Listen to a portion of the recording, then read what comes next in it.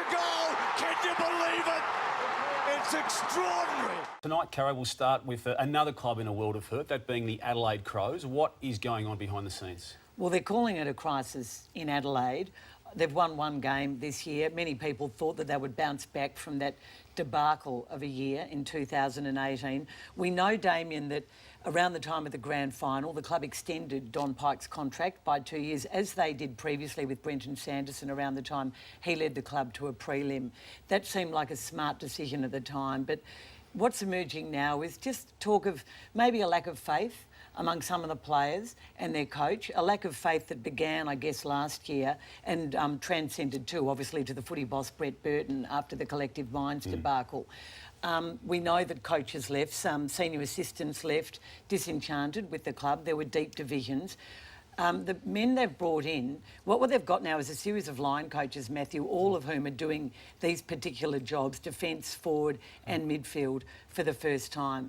The ruck coach, Matt Clark, who was obviously very successful over the women's competition, I guess has been taken up with other duties, but players are asking, why didn't we really go out and recruit a ruckman? Why didn't we go for someone like Braden Proust?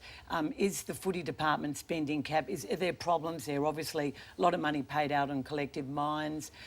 Steve Saunders has come in with his Kanga Tech as a consultant. But they thought they got costly. it all fixed up in the off-season, though, Caro. They were very comfortable going into round one. We know they lost that game against Hawthorn, got it back against Sydney, have lost their two since. But this is something they thought they'd fixed up. Well, all their on-field trademarks, and these two can talk about this, contested ball, 17 down against North, 33 down against Geelong. All the things that we know and love about the Adelaide Football Club are letting them down. And I don't know if the club's a particularly happy place at the moment, Matthew. Guys like Clark and James Podley-Ardley, the more popular coaches, haven't been around. And I just wonder where it's going now for Don Pyke. I'll get on the one-field soon with Juddy, but it's a big call to make that some players and people around the club haven't got full faith in the senior coach. Because once that happens, it's very hard to get it back. Do you believe they can turn this around? I do, and in the next 3 weeks, they've got Fremantle at home in 3 weeks' time. I think they've got St Kilda and they've got the Suns this week. So they could win 3 games and then they're 4 and 3. But if you're saying, I'm not sure how you feel about that, Juddy, but if you lose faith in your senior coach, is that something that changes in the space of 7 days? Yeah, that's a big call to... Oh, not in the space of 7 days, no. You'd think if that's correct, that's been brewing over an extended period of time. But there's no doubt they do have... I thought it was interesting that they dropped Bryce Gibbs, for instance. He had 27 touches, 4 tackles against Geelong the week before. He wasn't in brilliant form. It was the type of move you make when you're wanting to send a message. And what message that was, you know, we don't know, but it looks like... I wouldn't say it looks like it's desperate times there, but it looks like there's some trouble going on.